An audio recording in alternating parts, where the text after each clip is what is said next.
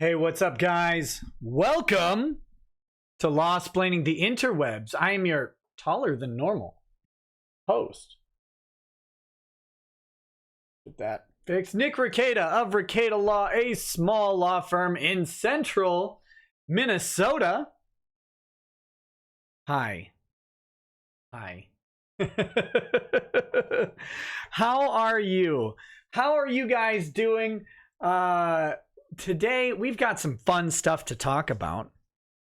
Lots of fun stuff to talk about. I have not been home, right? I've not been home for the past 2 days, 3 days. I guess I left Monday.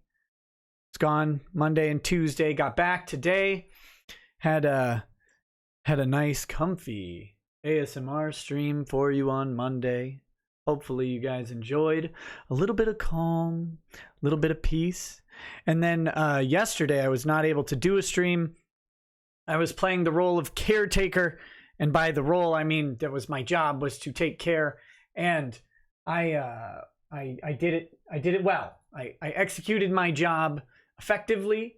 I know you guys were curious about that, but the person in my care is still alive and doing very well. So that was great. Now, oh my goodness. Despite being a little short on sleep, we've got a little bit of a stream for you guys. We're going to address a couple things today. I hope you're interested. We're going to talk about, well, two primary things. First and foremost, we are going to go through. Let's get rid of this guy. All right, we are going to go through Richard Meyer's amended complaint. He has requested leave of the court to amend his complaint to rectify a misunderstanding, as they would phrase it, of the trial court or the magistrate judge going into the motion for dismissal based on improper jurisdiction. They have identified a place that the magistrate judge, as they would allege, appears to have overlooked, in which they stated where they laid the foundation for the cause of action to have taken place in Texas. Right, that was something that the trial court judge said that they failed to properly plead. They have located that earlier on in the document that the trial court judge did not really take note of in his in his report and recommendations. And then they have made leave for the court to, or requested leave of the court to file an amended petition, which typically they will grant as long as there's sufficient good reason for it and not a bad reason. The bad reason would be undue delay or some sort of prejudice to the opposing party. The only prejudice here would be that the opposing party would actually have to fight the suit in Texas, and that's not a prejudice that's really recognized here because it belongs in Texas. He made defamatory statements in Texas. He committed tortious interference in Texas. The court found sufficient grounds to hear the tortious interference case, but they just said that the defamation wasn't properly pled. So the amended pleadings would presumably rectify and remedy that. Okay, so we're going to talk about that first. That shan't take too terribly long. And then I'm going to give some early reports from what I've heard from multiple sources about the deposition. I will not be getting into super specific stuff about the deposition, but I may be getting a little more specific than you expect. Or let's see. Let me preview a couple bits of that because I know some of you really want some info on it. And I want to just say a couple quick things before we jump into Ya Boi Zack's lawsuit. Vic did show up for deposition today, despite what Cuck Lightyear suggested was going to happen, where he thought that Ty was quote unquote laying the ground for Vic to not show up at deposition, which is absolutely ridiculous. Ty promised on the record that they would have the depositions worked out. They worked out the time. There was no thought that I know of that Vic would not show up, assuming the other parties were okay with the deposition time. That was going to happen. Now, there may be a question whether or not Toye shows up tomorrow or Rial shows up Friday. We're going to talk about that a little bit. We'll talk about the new lawyer that has been brought on board, which brings the total to three money garbage disposals that have been hired by Ronica to deal with this case. So we will talk about the third and speculation about his role. And I'll tell you what I could tell you about his role as well. But we are going to talk about that stuff. It's probably about 45 minutes to an hour away, depending on how the read of this amended complaint goes. The amended complaint is something like 12 pages, I think. Yeah, it's about 11, 12 pages. Shouldn't take too terribly long to get through. Oh, excuse me. And we will be hitting that quickly, and then we will be moving on. So it is not this is not a long segment for Ya Boi Zack. We don't know if the court is going to accept this amended pleading, but I don't see a reason why they wouldn't. There's no prejudice other than the case would be properly heard in Texas based on events that occurred in Texas that that were admitted to in the jurisdictional discovery. So we're not talking about a real problem here. Amending a pleading based on, first of all, if it was new evidence, that should be okay. And second of all, amending the pleading because of when it was already mentioned that at specific conventions, Mark Wade had made these statements, then bringing up a specific convention in Texas, they should have had fair notice under the pleading requirements, and it should be fine. But it's a court, so who knows? Who knows how they'll end up ruling? Either way, if they do rule on jurisdiction, you can expect Mark Wade to attempt to drag this out through an appeal, which would make a mess of things. But you know, that's what they're going to do. And oh yes. I am requested, and this is a request I'm happy to take on, to discuss a missing person. Hold on, let me find that actual tweet so I can pull it up. There's a missing person, and she's a person who's a relative of someone in the comics community. Hold on, I'm getting it. I retweeted it yesterday. I couldn't talk about it on the show yesterday because I didn't have anyone. It's that Star Wars girl's sister. Let me pull up the original tweets here, and we'll bring this over, okay? So this is something that's, this is important stuff. This is someone who is apparently missing, and we want to make sure to get the word out as best we can, just in case anybody has any information about her. Yeah. Let's see. Go. Hold up. This one. Hey, there we go. So this is that Star Wars Wars girl. Oh my goodness, guys! If I can't start talking like a proper human, that Star Wars girl, 77. She is part of the Fandom Menace, which I believe is a fan-created Star Wars comic, something like that. Here's her tweet. It says, "This is my little sister. It's her birthday today. She's 22. Woke up to the news that she's missing. My brother and I are trying to figure out a way to track her through her phone, but I'm still scared and insanely worried. Could everyone please retweet this so we can find her?" Her name is Emily with 2 M's. Star Wars girl had a, whatchamacallit? Oh my goodness. There we go. she's got a couple posts about it, including this picture of her car with a license plate. Now, because YouTube is stupid and because a bunch of people don't like me, I'm not going to bring up the car with the license plate on the screen, but I would encourage you to go onto Twitter and find it. I just don't want to be accused of like releasing private information by a bunch of chumps. So go check out that Star Wars Girl 77 on Twitter. And if you have any information, if you happen to see this car, it's got some distinct bumper stickers and stuff like that.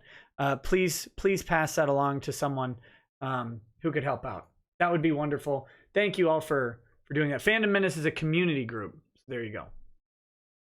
And this is she's apparently around the San Francisco area. So if anybody's out there, one, dodging the poop in the streets, just keep your eyes peeled, and if you can provide information, that would be great. But thank you all. Go ahead and see what you can do. See what you can do on that. That would be great. Okay. Let's hit the first early super chats here, and then let's get into this complaint, this amended complaint that's proposed. So, Mr. Armageddon says, Soul Bad Guy, our fellow friend here in chat, said he wishes he could support this channel but can't at the moment. On his behalf, I want to show support for one of the best channels and communities on YouTube. Thank you, Nick. Hey, thanks, buddy. I really appreciate that. Diablo says, I regret to inform you, Nick, that I will be sending all of the Texas heat and humidity your way. No, buddy. I can't deal with it anymore, and it's time you guys feel the heat. We will, late July. We'll get like a week of super hot. But no, I will send some cold your way if you do that, and you will hate it. You will hate it. Octorian says, don't leave us in suspense, Rackets. You know what we're all here for. Did you fix the spoon?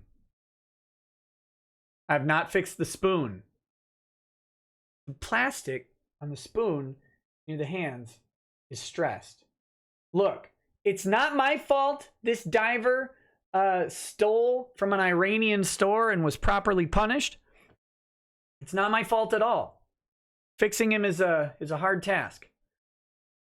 Rogue Mike, I did get a model in the mail. It is upstairs. I will get it at midnight. At midnight, I have to take a couple minutes and run upstairs to check on my ward. And but then I will be right back. So that's a fair warning. At midnight, I will do that. Unconventional 42 says, hey Rackets, it's my birthday. Any advice for someone turning 32? Also, my friend and I were the ones to sing for Vic and Ty at Anime Matsuri. Oh, hey, that was great. That song was hilarious, by the way. Thank you for doing that. Happy birthday. My advice is, older, wiser, better. As you get older, right? Now I'm going to sound really old. As you keep getting older, look for joy. Look for joy more than anything. Joy is a little different than happiness. But look for joy. Do what brings you joy. And stop worrying about what a bunch of cucks might say about you or say about what you're doing. Find joy and revel in that. Because for your detractors, joy is the worst. Your joy is the worst thing they can experience. And it is succulent joy. All right, Jason says, Nick, please share this with everyone. Anna's aka Star Wars Girl sister Ellen is missing in the Bay Area. Yes, we just did. And Mortzula says, you forgot option E on your poll. Twitter limits it to 4. That's my fault. Or not my fault. That's Twitter's fault. Which is Shane busting into the deposition room with the case-winning evidence and slapping a shoe against the table while yelling case dismissed. Also, Ty writes, all kick Vickers an apology. That sounds like the redemption arc they're looking for. And Ryan Mercado says, I guess I might as well make wanted posters of all people, the most prominent people, starting with the lawyers in this controversy. The problem is no one wants those lawyers. If they did, they might not be on Twitter all day. So there's that. All right. Let's jump into this. Let's get this complaint out of the way. We definitely want to talk about this as it's developing, and I just didn't have time on Monday to keep talking about it. So This is the amended complaint. This is a proposed amended complaint. The court still has to grant leave for this, but if they do grant leave, here's the amended complaint, and here's what it'll look like. Plaintiff Richard Meyer files this first amended complaint seeking damages from defendant Mark Wade. Parties: plaintiff Richard Meyer is an individual residing in Williamson County, Texas, and is a citizen of Texas. Defendant Mark Wade is an individual who has been served and appeared in this cause. He is also a pustule. They didn't say that. I did. Sorry, for those of you who may be listening. Sir Holy Phoenix says, howdy rackets. It's also my birthday. I'm turning 22. Got any actually useful advice? Oh man, if I could tell you, that's a funny joke, but if I could tell you how useful the advice of finding joy and peace in what you do is, it doesn't, it changes your entire outlook on money. It changes your entire outlook on achievement. It changes everything. And I understand as a 22-year-old, it will be very tough to visualize. And when I was 22, I would have laughed. So, useful advice for 22. No one's going to take you seriously for the next 13 years at least. Just shove their faces in it. How's that? Be 22. Enjoy it. All right. Jurisdiction and venue. What is this case about? This case is tortious interference and defamation in Texas. Richard Meyer is a YouTuber / comic book creator. His YouTube channel used to be called Diversity in Comics. It is now Comics Matter with Ya Boi Zack. And he decided to, after about a year of criticizing comics on YouTube and attracting quite a following, decided to create his own comic in response to criticisms about him not being able to create anything, only to destroy. And he said, all right, hold my beer. And he made a comic, crowdfunded it, raised something like $400,000. And then when he went to do a contract to distribute the comic in a traditional sense rather than through the crowdfunding, but to put it in comic book stores, a fat pustule by the name of Mark Wade, who is a Marvel writer, a veteran Marvel comic writer, decided to contact the publisher that Richard Meyer had contracted with, and basically mafioso pressured them into dropping the book. Antarctic Press is the publisher. Antarctic Press had made a statement about 2 days before the phone call saying that we understand we're getting a lot of heat for supporting Richard Meyer, and we know that's why we're making the right decision. And then Mark Wade calls, and something like 30 minutes after that phone call, they had decided to no longer publish the book in breach of their contract. So we have pretty interesting look at tortious interference. And also, Mark Wade decided to say things that were not true about Richard Meyer at conventions and on the internet. So defamation is also on the table. So that's what the case is about. Hopefully that helps. Colin says, Raggets, I'm turning 25 on Saturday. Your stance on joy and peace rings true for me. You're an all right guy. Hey, thanks, buddy. You should listen to the song All Right Guy. It's great. It's great. Yeah, the comic is Jawbreakers Lost Souls. Definitely check it out if you can get your hands on one. And Richard Meyer is just all around a good dude. And he called one too many women a cum dumpster, which means because he called a woman a bad name one time to 20 people, he can no longer do anything in his life ever. That's what you guys don't understand, is that since Meyer said a naughty word about a woman one time, a particular one, not just any woman, a particular woman in the comics industry, because he said that naughty phrase about her, that he can never work in comics and probably ever again, and he should probably just bury himself to his neck in the sand and wait for the tide to come in, according to a whole bunch of people. So that's what this case is about. Jurisdiction and venue. The court has jurisdiction on these claims and parties pursuant to 28 U.S.C. 1332 because it's a suit between citizens of different states and the matter in controversy exceeds 75,000. That is diversity jurisdiction. Venue of the civil action is proper in this court pursuant to 28 U.S.C. 1391 because a substantial part of the events or omissions giving rise to claim occurred in this judicial district. Factual background. Ezra Schill says, is it possible to find out if Cohen and Doucette earn money from Twitter ads? Is that a thing? If so, is it public? Do you earn double the money if you repeatedly quote tweet yourself? I don't think they're getting any money from the Twitter ads. What they're getting is attention. Attention that you can just look at their metrics, their likes, and their retweets. They just don't normally get. They're very happy to have people respond to them. Meyer's passion for superhero comics. Richard Meyer is a lifelong fan of comic books. It started with G.I. Joe in the 1980s. Meyer's father was in the military, and Meyer looked to G.I. Joe as a military hero. Meyer later became intrigued with another Marvel comic, X-Men. Meyer is not to be confused with Meyer, John Meyer. This is Richard Meyer. Like G.I. Joe, X-Men was about heroes fighting against evil forces, but these heroes were endowed with superpowers due to genetic mutations. Half of the X-Men were women, and Storm, an African-American woman who could control the weather, was one of X-Men's leaders. Both G.I. Joe and X-Men were racially diverse teams with women in key leadership roles, even back in the 80s. This is going to be playing into one of the defamatory claims is that Richard Meyer is a white nationalist. Meyer continued to read comics, especially Marvel superhero comics, into his adulthood. In his 20s, Meyer followed in his family's military tradition and enlisted in the Marines. During those 4 years as a Marine, Meyer was deployed to Iraq and attained the rank of sergeant. After his honorable discharge, Meyer went back to college and completed his studies. Samuel Montana says, as a primary I-5 corridor truck driver, do drive in the Bay Area as well, I will indeed check out that Twitter and keep an eye out. Hey, thanks, buddy. That's really, really appreciated. Meyer continued to read comics, especially Marvel superhero comics, into his adulthood. In his 20s, Meyer followed in his family's military tradition and enlisted in the Marines.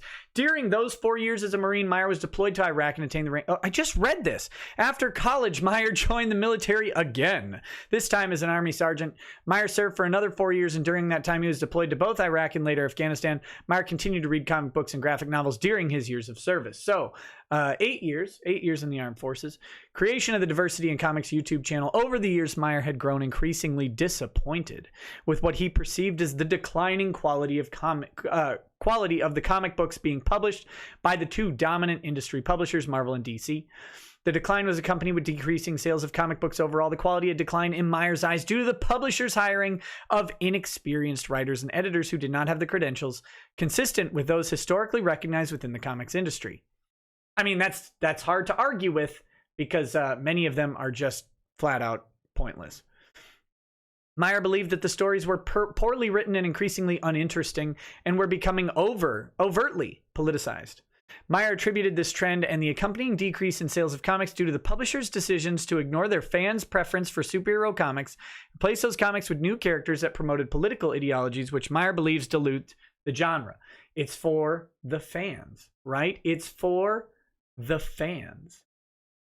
Moreover, criticism of the industry by comic book fans was met with hostility, derision, name-calling, and profanity from top-level editors and comic book writers and artists. Again, this weird trend to call your customers racist, sexist, bigot, rapists. In April 2017, Meyer started a YouTube channel called Diversity and Comics with the intention of providing comparisons of the superhero comics produced by Marvel and DC Comics in the 1980s and 1990s to the comic books that were being produced today. Meyer's first video reviewed a 1997 Captain America comic book written by defendant Mark Waid, where Meyer praised the drawing, storytelling, action sequences, and plot development. In fact, Meyer described the book as a classic in the superhero genre. Meyer continued posting videos on Diversity and Comics, reviewing older superhero comics as well as current comic books that were being produced. During the following 17 months, Meyer published and uploaded over 1,300 videos, and his YouTube channel amassed over 88,000 followers with over 28 million views. Meyer's criticism of the new politicized comic books, his videos clearly resonated with industry followers and consumers, was specific and often biting, sarcastic, and hyperbolic, although admittedly at times his attempt at sardonic humor fell flat, such as calling someone a cum dumpster. I don't know if the joke is funnier or that he made the joke is funnier or that the joke has persisted so long is funnier. I don't know. The totality of the jokery is so funny to me that this one phrase has so stirred up the White Knight Brigade that they can't let Meyer eat, right? They can't. They tried to attack his GoFundMe. They tried to attack his Indiegogo. They did attack his Kickstarter. They've tried to attack his YouTube channel. They hounded him off of Twitter. because in a private video that was later leaked by someone else, he called someone a mean name. It's so ridiculous, but it's also funny. It's also funny because who hasn't called that particular woman a cum dumpster? I mean, who hasn't done it? I don't know. I don't know a single person who hasn't called her that. And try proving that negative. All right. Through all of this time, Meyer's aim was to rescue the comic book industry from what he saw as its own self-imposed demise through the over-politicization of stories and dilution of the superhero genre he had grown to love.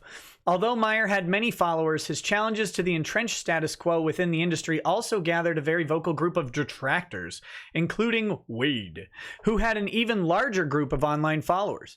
Wade is a highly influential presence in the comics industry, having spent 4 decades working in establishment positions with industry leaders, Marvel and DC Comics, before becoming a freelance speaker and commentator.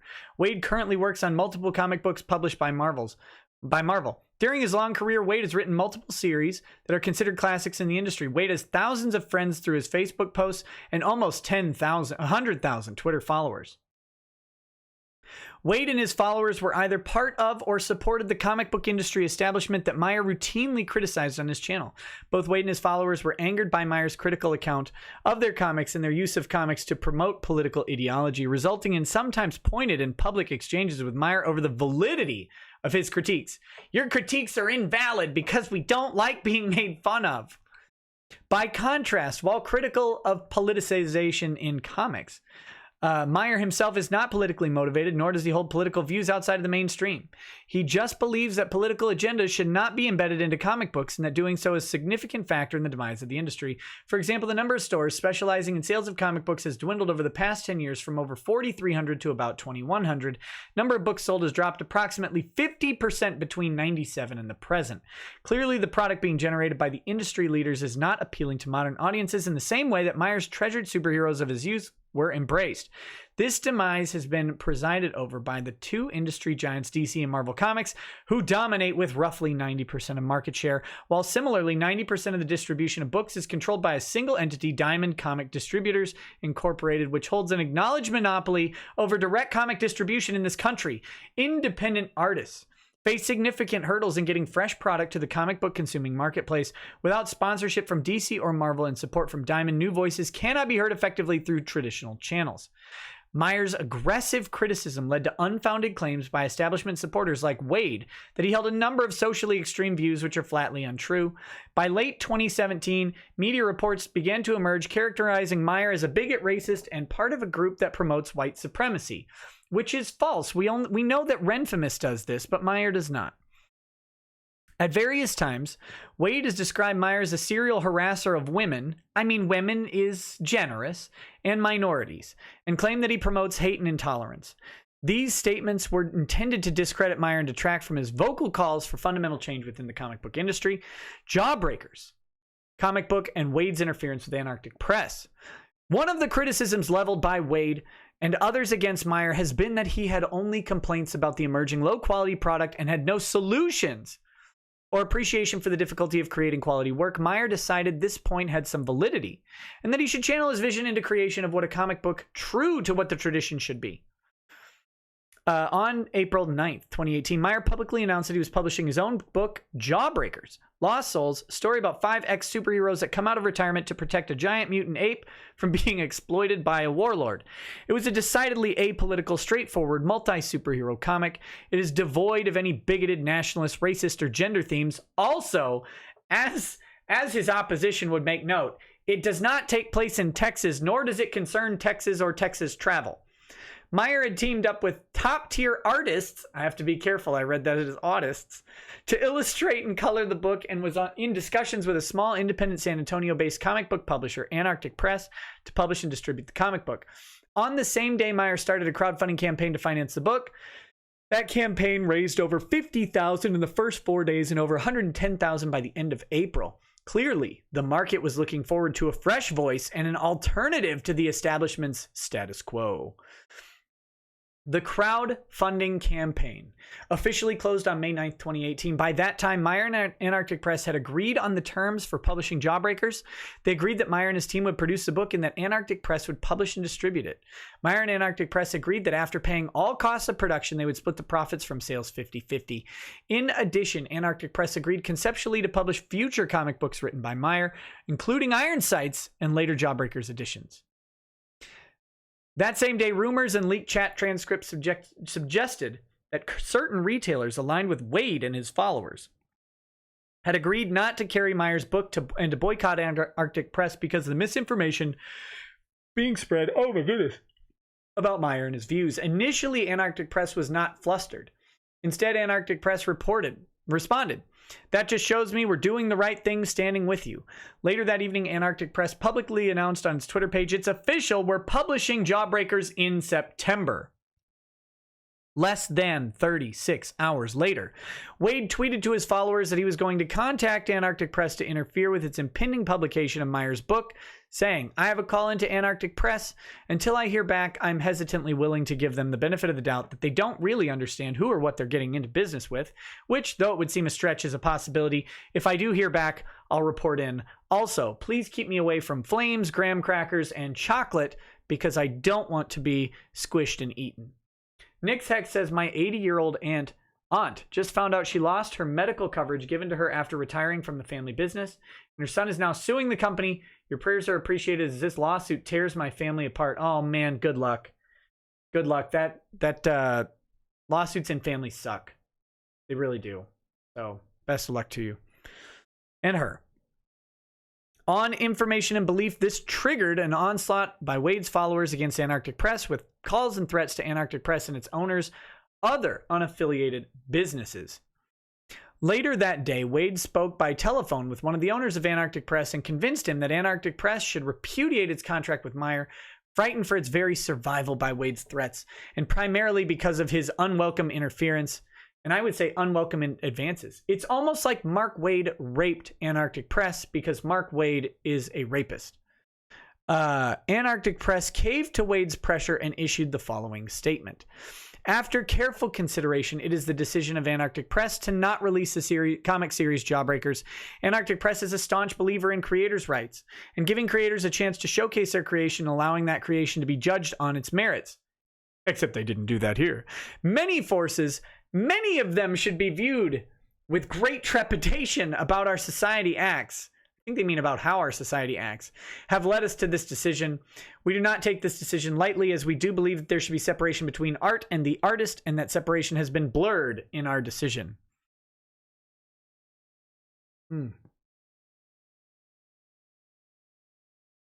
Almost immediately following Antarctic Press's announcement, perhaps having been warned that his interference was actionable, Wade deactivated all of his theretofore quite active social network accounts without explanation, and presumably rolled around on the floor crying like a baby.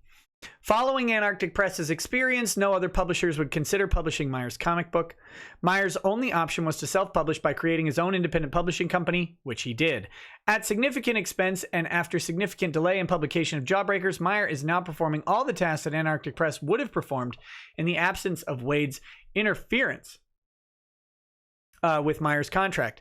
Instead of pursuing other potential business interests, including writing additional comic books, Meyer is responsible for overseeing the printing of Jawbreakers and arranging to ship copies ordered online through Meyer's crowdfunding campaign. Meyer's loss of access to independent publishers due to Wade's interference is not limited to increased production costs. As a result of Wade's action, Meyer has been effectively blackballed by the comic book industry, which is slightly better than being blueballed. No publishers, independent or otherwise, are currently willing to consider working with Meyer on Jawbreakers or future products. Meyer could not even find a US-based artist for his next book and has resorted to contracting with one he located from the Philippines. Access to conventions and convention panels is also linked to being published by one of the dominant or independent publishers. Lack of access to those markets has further damaged Meyer and is a direct result of Wade's interference with Meyer's contract with Antarctic Press and false statements. Mark Wade's continued defamation of Richard Meyer. In the meantime, Wade has described the events of May 11 in interviews and on comic convention panels. This was in the original complaint. However, the magistrate judge did not notice it. Without limitation, Wade participated in a question and answer session with a panel of comic book creators in Houston, Texas. This line is new. This section. There, Wade was asked about Meyer and AP. Wade spoke for approximately 5 minutes, recounting his version of the events leading to AP's decision to drop Jawbreakers. After confirming that he was talking about Meyer and his artist collaborator, Wade made the following statements. These guys created they did their comic. Great. Awesome. There was a bunch of stores that decided they weren't going to carry the comic. So these guys made a list of the stores and their phone numbers and the names, first and last of all their employees. And with that idea that, oh no, don't call them and harass them. We're not telling you to do that at all. But here's the phone numbers and the first and last names of all their employees. Well, come on. So there was a publisher here in Texas who was going to publish a comic for after it had been kickstarted. They were going to publish it for comic stores. These guys, these are indefensible human beings. They harass women. They harass minorities. They harass LGBTQ people. They're full of hate. What are you doing? There you go. That was an accurate impression of Mark Wade. By making such statements in Houston, Texas, and elsewhere, Wade defamed Meyer and caused him damages. Causes of action. Tortious interference with contract. Meyer had a contract with Antarctic Press for the publication of his Jawbreakers and other comic books. Wade either had knowledge of the contract or had knowledge of facts and circumstances that would lead a reasonable person to believe there was a contract in which Meyer had an interest. Through the actions described above, Wade intentionally induced Antarctic Press to breach its agreements with Meyer. Wade's interference proximately caused injury to Meyer, for which he seeks damages in excess of $75,000. Defamation, including his statements described above in Houston, Texas. That's new as well. Wade has intentionally published statements of fact to his followers and the general public regarding Meyer, including falsely stating that Meyer published the first and last names of comic book store employees to encourage his followers to harass and threaten them, as well as characterizing Meyer as a racist serial harasser of minorities and affiliated with white supremacists. This is an important distinction. Saying someone is a white supremacist is... well, prior to Oberlin, I would have said is opinion. Saying they're affiliated with white supremacists means that they are participants in white supremacy groups, that they have an official connection to them. That is a statement of fact, and that is very, very different. Saying someone is affiliated with white supremacists would mean that they are in, the Aryan Nation, have some membership card for the KKK, something like that, Bill Clinton's dad or Robert Byrd, some of those guys. Those statements were false and were published with actual knowledge of or reckless disregard for the statement's falsity. Exemplary damages. Moreover, Meyer's injuries were the result of Wade's malicious acts. Wade acted with the specific intent to cause substantial injury or harm to Meyer. When he interfered with Meyer's contractual relations and defamed Meyer, because Wade acted with malice, Meyer is entitled to exemplary damages under Texas Civil Practice and Remedies Code, Section 41.003A2. Alternatively, Wade had actual subjective awareness of the risk of harm to Meyer, but proceeded nonetheless to defame Meyer and to interfere with Meyer's contractual relations with conscious indifference to Meyer's rights, safety, or welfare. Likewise, when viewed objectively from Wade's perspective, Wade's action involved an extreme degree of risk, considering the probability and magnitude of the potential harm to Meyer. As a result, Meyer is entitled to a award of exemplary damages as a result of Wade's grossly negligent conduct pursuant to Texas Civil Practice and Remedies Code, Section 41.003A3. Jury demand pursuant Federal Rules of Civil Procedure 38, because this is in federal court, even though that federal court is in the Western District of Texas. Meyer demands a jury trial on all issues that may be tried to a jury. Relief requested and prayer. Don't requeef, y'all. That's disgusting. Based on the foregoing, Meyer requests the following relief: actual damages of over $75,000, special damages in the form of lost profits, approximately caused by Wade's interference with Meyer's contractual relations, exemplary damages, costs of court, and all other relief to which plaintiff Richard Meyer shows himself to be justly entitled. Wherefore, Richard Meyer respectfully requests that the court enter judgment awarding the relief requested against defendant Mark Wade. So there you have it, ladies and gentlemen. That is the amended complaint of Meyer versus Wade. It is substantially identical to the prior complaint. However, the the identicality finds its limit at the addition of the specific reference to the Houston, Texas Comic-Con panel that Mark Waid was on in both the causes of action here, including his statements described above in Houston, Texas, and the, where is it? That's tortious interference. Where's his defamation? Hold on. I lost the subheading. It's somewhere around here. Here it is. And this paragraph 22, this line, without limitation, Waid participated in a question and answer session with a panel of comic book creators in Houston, Texas. So there you go. Those two are the significant differences between the amended complaint and the original complaint. Just highlighting that this is including events that took place specifically in Houston, Texas in regard to defamation.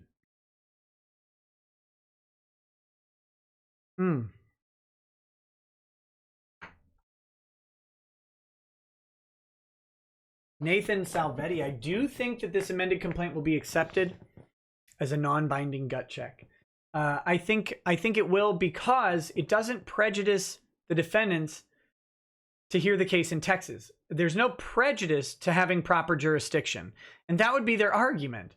Their argument would be that, I guess, that they improperly pleaded originally, and that improper pleading, though this was admitted in discovery, though it was admitted by Mark Waid in discovery, and actually prior to discovery, I believe in a sworn affidavit that he made these statements in Houston, Texas, that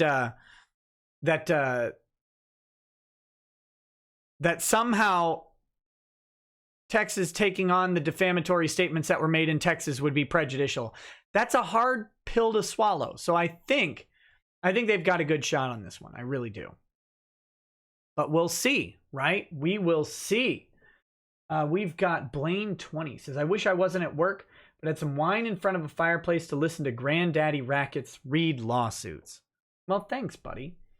I wish you weren't at work just because you were off, not because you're fired. What am I, Mark Waid, wanting you to be fired? No. And I do wish you had some wine in a fireplace. That'd be great. Happy birthday, Chris the Geek. Okay. So that's Meyer versus Waid. That's where we are right now. Final thoughts on it. Like I said, I do think they'll grant leave to amend the complaint. It doesn't add undue delay. It doesn't prejudice the defendants in any way. It merely makes it clear that Texas has jurisdiction over events that happen in Texas, and that those events are specifically pleaded in the lawsuit. They were pleaded in the lawsuit before. It was just not as specific. However, the defense cannot claim they were not on notice of the defamatory statements. And the defense also has not actually answered in this lawsuit, nor have they filed a motion to dismiss based on failure to state a claim. That's a 12B6 motion to dismiss. Nor have they filed any sort of anti-SLAPP motion to dismiss. Those are all presumably coming within the next within 14 days of the judge actually ruling on this. They have not done so. So it would be hard for them to argue undue delay when they didn't go through the chore of answering the documents. Had they answered the documents prior to filing their motion to dismiss for lack of jurisdiction, had they done that or done it simultaneously with that motion, they may be able to argue that it was undue delay. But since they haven't answered yet, and they haven't actually addressed the complaint, like they haven't addressed the arguments in the complaint with their answer, they're going to have an uphill battle on arguing that there's some sort of undue delay or prejudice, because they will still have, they have yet to issue their first answer in this case. It's not like they're going to have to amend their answer. They'll just have to make an answer based on the amended pleading. How old is this lawsuit? Sometime around September, I believe, of last year, or October.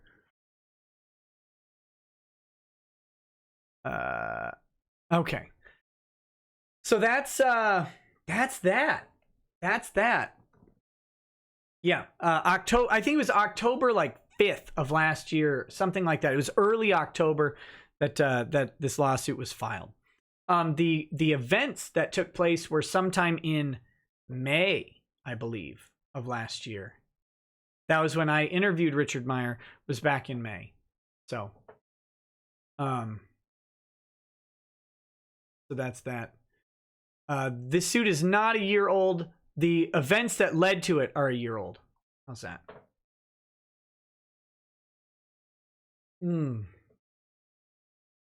All right, that said, I have 14 minutes before I need to run upstairs. I'll take a brief pause and play the Whiskey Lawyer song. But I have 14 minutes before needing to run upstairs very briefly. So let's start priming the pump on this we got here.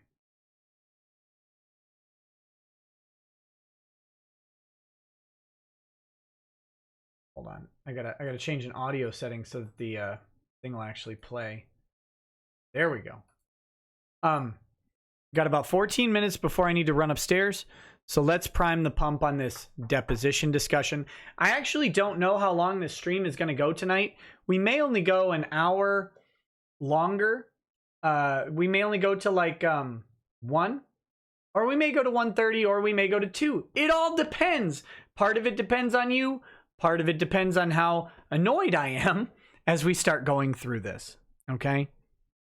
But let's first. No, I'm not going to take a dump.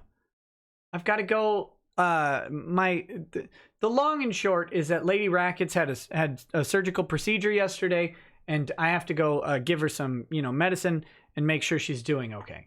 That's about it. So that's the long and short of that. It just takes a minute. It's just on a schedule for medicine, and that schedule happens to fall at midnight. So.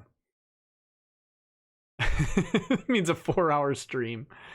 Tell you what, if this stream does go kind of short, which I think it might, I will be streaming on Twitch tonight, so we can hang out. Okay. Yes, all the jokes. I get it. You guys are hilarious. Very funny. That's enough gin for the night. Get some whiskey.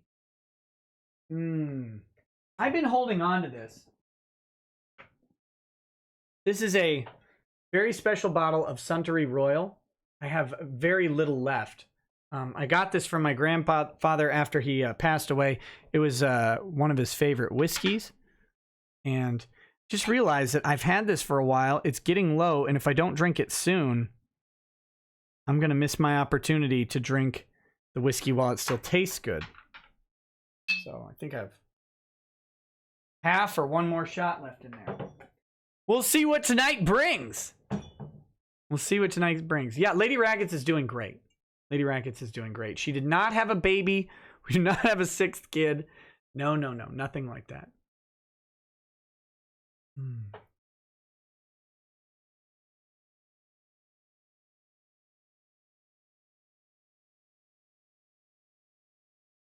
That stuff is so smooth. Oh my goodness. All right. Okay, where are we? So this is the first thing that many people noticed today. This was filed with the court. This is notice of appearance of additional counsel for defendants Ronica Rial and Monald Toye. Please take notice that the undersigned hereby files this notice of appearance as counsel for defendants Monica Rial and Ronald Toye, and requests that all notices given or required to be given in this case, and all papers served or required to be served in this case, be served upon the undersigned at the following address: J. Sean Lemoyne. Lemoyne? I think it's Lemoyne, right? With an E? That's weird. From Wick, Phillips, Gould, and Martin, LLP. So, Lemoyne is, Lemoyne would be like the lesser. So that can't be it, but I'm going to call him that anyway. Jason Lemoine is a lawyer who apparently has a specialty in TCPA filings. TCPA filings, which of course has sparked lots of discussion on YouTube, not YouTube, Twitter. Sparked lots of discussion on whether or not Monica and Ron would be filing a TCPA following Vic's deposition. I'm going to double check and make sure I'm saying the right thing, but to my knowledge, they have not done so. They've not done so yet. They may be waiting for all of the depositions to be complete and have brought him on board. Okay, yes, nothing has been filed as far as TCPAs so far tonight. So as of right now, Ronald Cuckier will still be deposed tomorrow. He will still be deposed tomorrow, which means he will have to face whoever Beard, Harris, Bullock, and Hughes decides to put in the deposition chair against him. So we'll see on that. If you have not checked it out on Twitter, I do have a poll going right now to see what your predictions are for the deposition. The poll will end somewhere around, somewhere before 7 a.m. tomorrow, 7 a.m. Central Time. So that will be, we will know the results, what the people think prior to the actual deposition taking place. So you can go. The first option, of course, is that the deposition will occur as scheduled. The second option is that a TCPA motion will be filed prior to deposition. The third option is that there will be some sort of either death threat, I put that in quotes because I don't believe it, or family tragedy, I put that in quotes because I don't believe that either, happen that will prevent Ronica or Moron from showing up at the deposition. Or finally, the fourth option is that they will just brazenly disregard the deposition and refuse to appear. So far, the results are mixed, but the majority, last time I checked, were thinking that the TCPA itself would be filed and that would stay discovery. Now, that seems like a risky proposition, and I think that most people are doing that based on the assumption that Jason Lemoine is here to file the TCPA. But let me dispel that notion real quick. Jason was actually the deposer today. We call him deposer. No, he was the deposer. So he led the deposition as lead counsel against Vic. My understanding is that Casey was also there. I don't know if Andrea was there or not. I seem to believe she was, but I'm not positive. I'm not positive on whether or not Andrea was there, but I do believe that Casey and Jason were there. Jason was lead counsel and running the deposition against Vic Mignogna. So we have a couple conclusions that we can draw. We can draw that Jason is a tough deposer. That's one conclusion. We can draw that Casey is a vaginal deposer. God, I don't like being mean. I really don't. I don't know. Casey might not be the best deposer, or he might have the wrong mannerisms for the deposition. Or the wrong mannerism for their desired strategy during the deposition. It's hard to say. I have no idea. Maybe he finds depositions beneath him. Maybe he finds pie beneath him. Who knows? But Casey did not do the deposition. Jason Lemoine did the deposition against Vic Mignogna. And from what I hear, he's a really lovely and nice individual.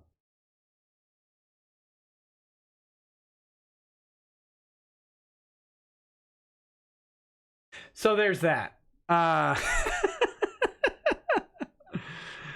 Oh my goodness. So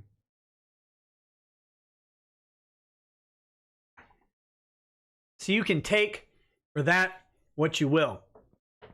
And apparently, I don't know, maybe Casey didn't let Andrea do the deposition because Casey doesn't like women. I don't know. I can only surmise that if Casey's not good at depositions and he doesn't let the female counsel do the deposition, that Casey, Monica, and Ron must hate women, so they had to bring on a man, as it were, to do the deposition. What other conclusion could we possibly draw than they hate women and only like penises? I don't know. But this masculocentric, patriarchal, nonsensical world that we live in, and they're just propagating it by bringing a mean old man to do the deposition because they don't believe that the women, Casey and Andrea, could do it. I think that's awful. In fact, I would wager that BHBH is going to have at least some of the deposition done by Carrie, Amazon Prime. And it's weird that Monica and Ron would hire a company that is afraid to put a woman in the deposition chair. Like, what kind of ridiculous regressive legal team are Monica and Ron hiring that they won't put a woman as the deposer? They have to bring in the first man to do it. It's ridiculous.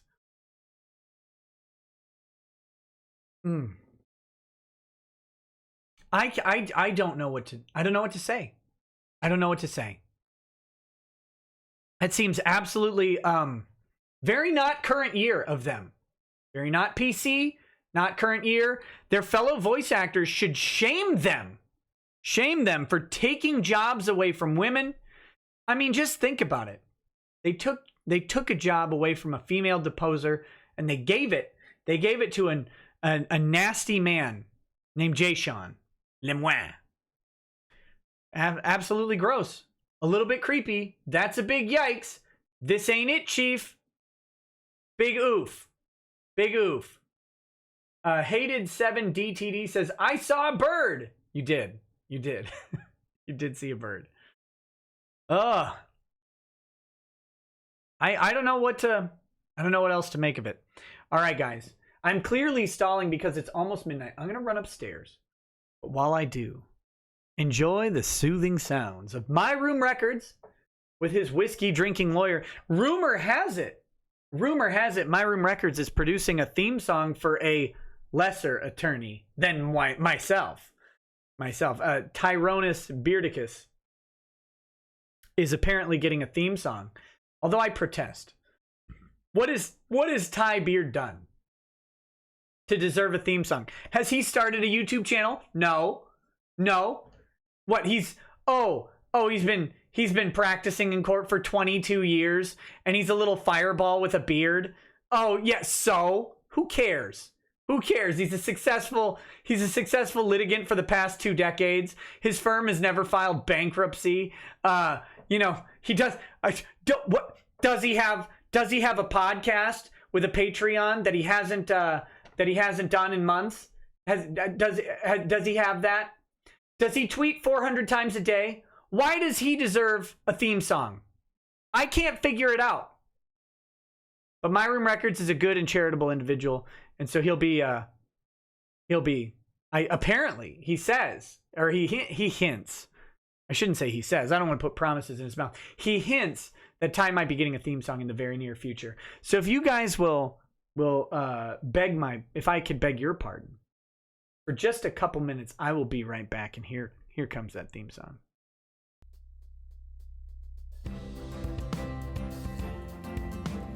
Be right back, y'all.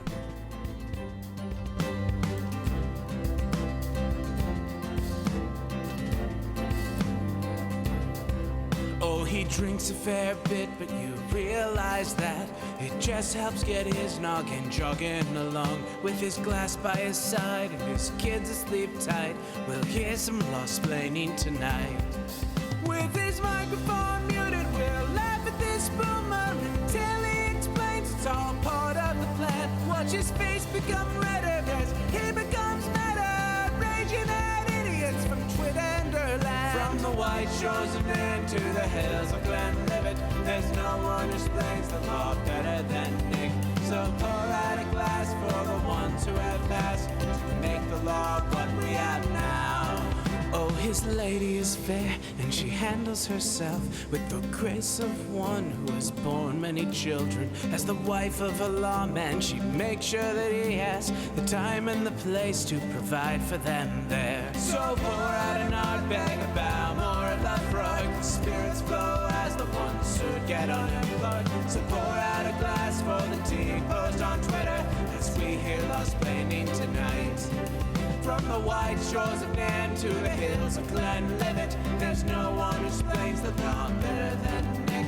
So pour out a glass for the ones who have passed to make the law what we have now. Oh, the guests are all plentiful, from Doug T to Drexel. They bring their perspective and spice to the mix. But the reason we're here and the one that we cheer is the one who is showcasing us his career.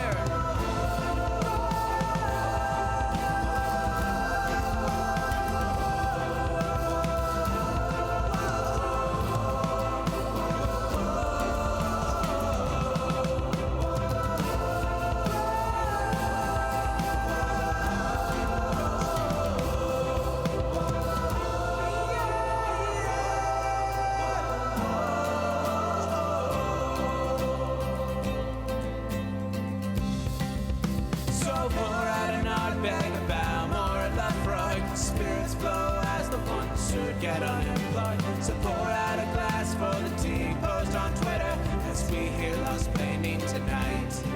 From the white shores of Nan to the hills of Glenlivet, there's no one who explains the law better than Nick. So pour out a glass for the ones who have passed to make the law what we have now. From the white shores of Nan to the hills of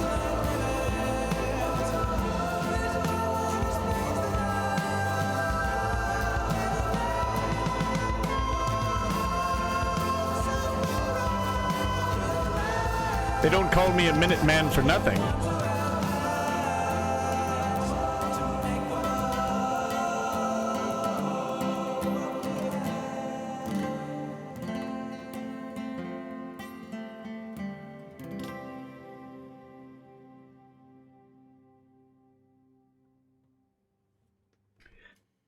All right, y'all, we are back. Thank you for indulging that brief absence. I had to go give Lady Rackets some painkillers to deal with the after effects of a medical procedure, and so I am back. I'm back. All right, we've got the Texan 83 says odds are they are waiting until you're no longer streaming to file it, so no one sees it till tomorrow. That could be. I almost think that they might not file it. And I'll tell you why in a second. Blaine20 says, oh, come on. You know you impregnated the lady after that rave. She's gotten so good at this, she can incubate them in a matter of weeks. That could be. All right. Let's talk. So we've got Jay Sean Lemoine running the deposition. Right. We've got Jay Sean. I don't have more documents for you. So let's get a little more intimate. Oh wait, I do, but we'll go back. It's not really a document. It's a discussion of something. It's a discussion of something that's related to the deposition. It's related to the deposition. Okay. So, first things first. How did the deposition go? Siren Jag. Oh, yep. Let me address that. Siren Jag says, "Hey, I had a surgical procedure yesterday. Where's my medicine?" Well, buddy, I don't know where you live. You got to come here. Just mail yourself to my P.O. box, and I'll bring you home before opening the box. I wouldn't even know. Then I'd be doxxed out of my mind. Okay. So, how did the deposition go? Deposition went fantastic. Vic did a great job. Now, let me qualify all of this. This is coming from Ty. This is going to be probably a little bit biased, right? Never, ever have I pretended to be neutral in this case, and I don't pretend to be neutral now.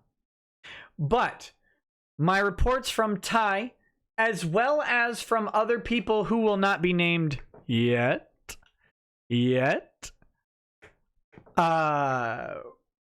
great job.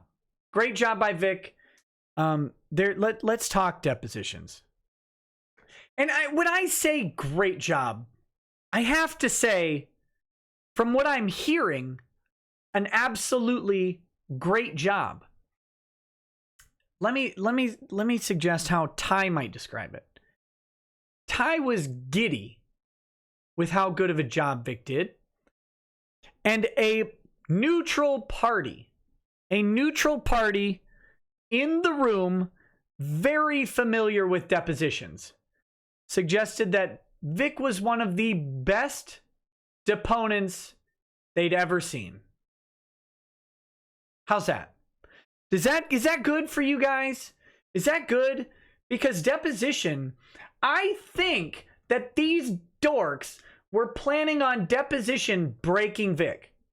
I think they were absolutely planning on breaking Vic at deposition. You know, they've got their nasty hepatitis-ridden mouthpiece, Shane. I don't know that he's actually got hepatitis. I'm just going to call him that because it's an insult, not a fact statement. That hepatitis-ridden mouthpiece. And when I say hepatitis, I mean hepatitis of the thoughts and disgusting things that come out of that nasty maggot's mouth. Because I cannot imagine disgracing my wife in public the way that nasty, unscrubbed pimple disgraces his wife in public. If it were up to me, he would be executed in the town square for being such a gross and nasty person. And the fact that Monica and Ron chose someone with such an overt disdain for women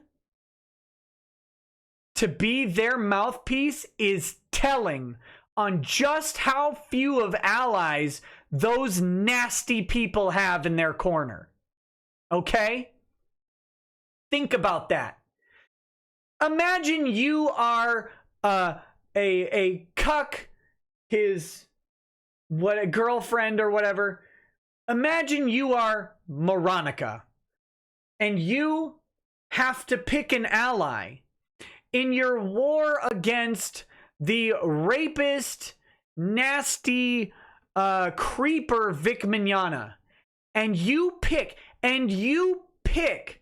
someone who will offer disgusting, disgraceful commentary about their wife on kiwi farms, subjecting her to ridicule that she otherwise doesn't deserve. I mean, she only deserves ridicule for marrying Shane, but let's be fair, she may have been too young to know better. But either way, imagine that you look at that pimple of a human, and you go, yeah, that's what I want representing me.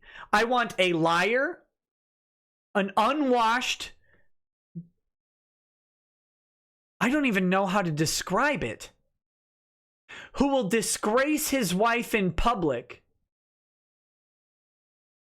and who will just lie over and over and over on our behalf. That's who we want releasing information for us. That's what we want to do.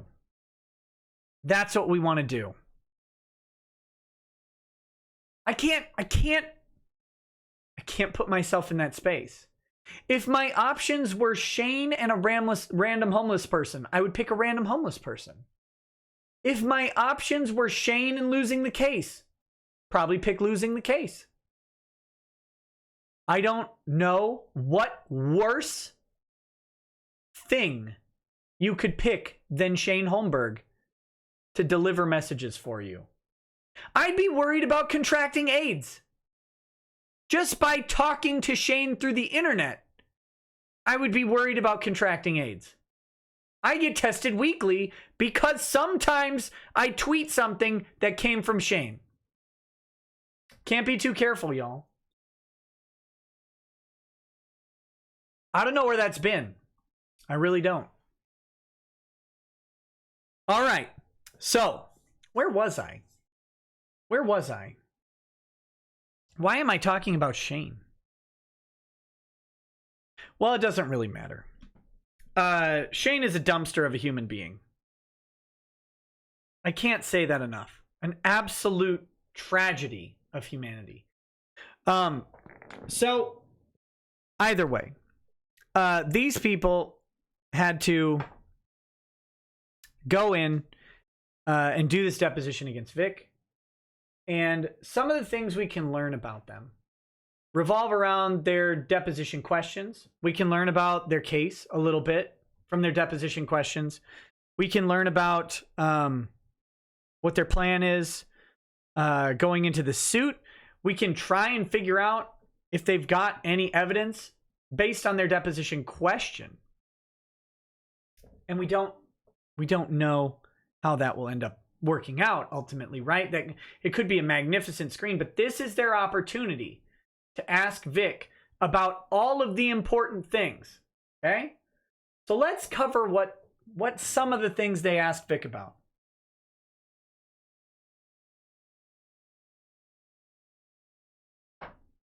They asked about Star Trek Continues. Now,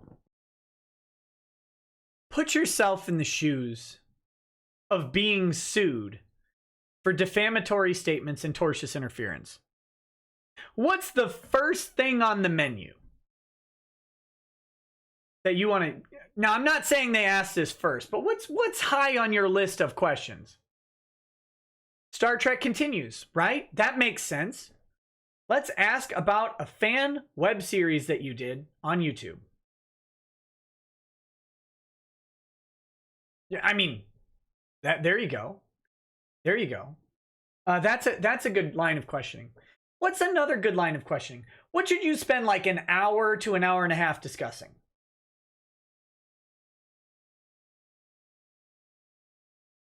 The GoFundMe, right? You're being sued for defaming someone. So here's what you should probably ask. Did you start the GoFundMe? No.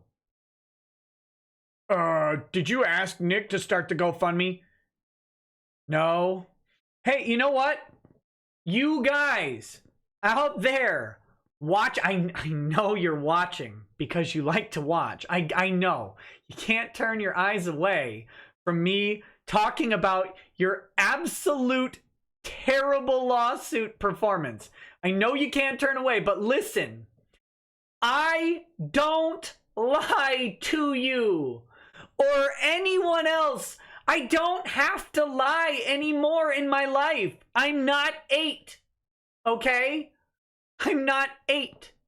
I'm at a point. I've reached this miraculous point of joy and peace and comfort in my life where I don't ever have to lie because I don't answer to anybody else except my family, my own children and wife. And you better learn that. I don't have to lie ever. Ever. So when I say that I asked Vic if I could run a GoFundMe for him and just send money his way from people who wanted to put money towards his cause, I did that. Vic never asked me to do that. He wouldn't. And you know he wouldn't because you know him. You dummies. So when I say that Vic has no control over this show, probably doesn't watch this show, and even if he tried to exert control over this show, I would say, no, that's okay. Sorry. I run my show. I mean it. I have no reason to let Vic or Ty or anybody else dictate the contents of my show because I don't answer to anybody, including you. And I never will. The only people I will take any advice from are fans who watch my show and pay me to do it. Because why on earth would I listen to anyone else in the world about what's on my show? But do they have creative control over an episode? No. Does Vic? Nope. Does Ty? Nope. Never did. Ha! And I've told you, only every single time it comes up, only always have I said over and over, I'm not Vic's agent, I'm not Vic's attorney, he has no control over what I say and do, and if he told me not to do something, I would be more inclined to do it because I'm just that stubborn that when someone tells me no at this point in my life, I've found so much joy that I'm just willing to say, thank you for telling me no, now let me do it twice as hard. Sorry to disappoint. But despite that, despite me over and over and over stating that I don't represent Vic, that Vic has nothing to do with this show, I don't think Vic watches this show. And if Vic did watch this show, he probably wouldn't approve of about 99% of it. You stupid dopes. Of course, Vic isn't in charge of this. Let me just remind you that you supposedly know him. I have talked to Vic on the phone for a while, and I've met him in person once, and I know more than enough to know that what I do is never, ever what Vic would ask for. And he's very welcome for it. He is very welcome for it. He would never ask me to do what I do. Do you think that Vic would ask me to say that Ron is a cuck and Monica is in love with the bull? Like, what earth do you live on that you think that he would allow me, that Vic would allow me to call Shane Holmberg a giant whale vagina? What does Vic do that? No, I do, and it's great. And I'm so glad you spent so much time talking to him about something that you could have just, I don't know, checked. You could have called me and I would have told you, well, first I would have said, you can get bent, you idiots. I'm not going to talk to you. And then I would have come online and talked about it and said, these dummies called me and asked me if Vic ran the show. Of course not. Of course not. That's how this would work. It's really easy. It's really easy. So, good job doing that. But yeah, so when you're being sued for defamation and you have 6 hours of deposition, how do you spend about 2 hours of it? You talk about Star Trek Continues and you talk about a GoFundMe, which has overt language that Vic didn't come up with, has nothing to do with, has never updated, and the money doesn't go to him. The money goes into a trust account on his behalf, as stated in the GoFundMe. Should he fire his counsel, of course the money would return to him. That's the rules of IOLTA. But here's the great thing. I don't even get to touch it. Never have. I have never had the ability to withdraw a cent from that GoFundMe. It's almost like we did it legitimately. And you're so butthurt because so many people love him that he's able to raise, at last count, over $183,000, and you guys can't raise anything. nothing because you can barely draw a line at a convention. And everyone who liked you is wondering when they're the next target of Me Too. What was that line, Monica? I should have done it differently. I should have done it differently.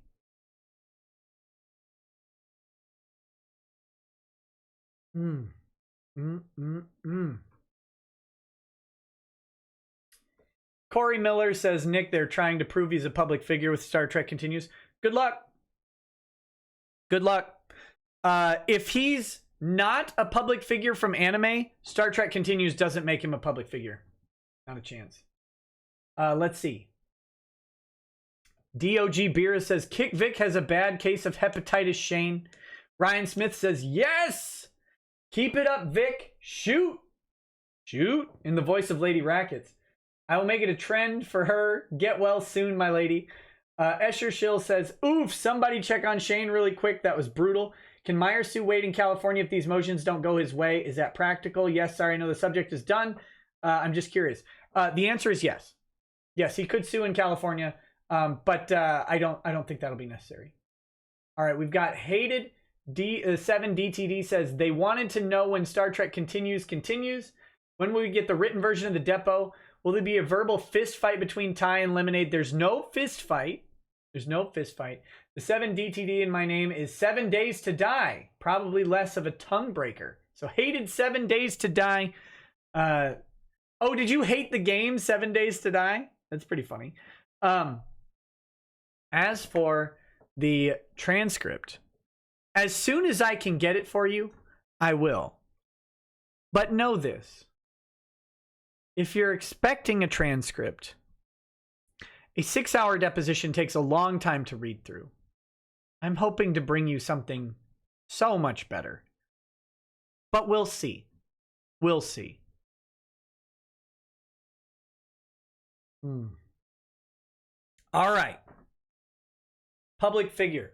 It's a possibility that that's what they're trying to do, just slap on something. But they wouldn't have to get it at deposition. It's not like Vic can deny that he was in Star Trek Continues.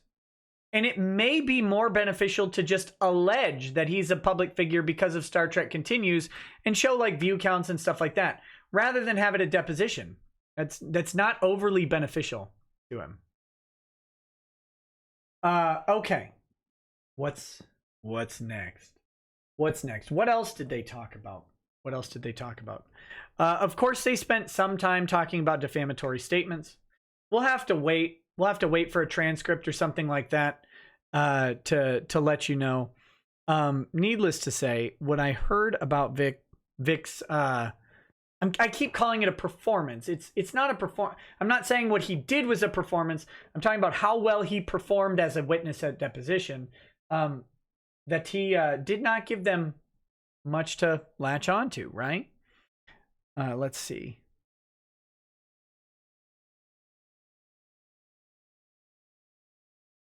Okay.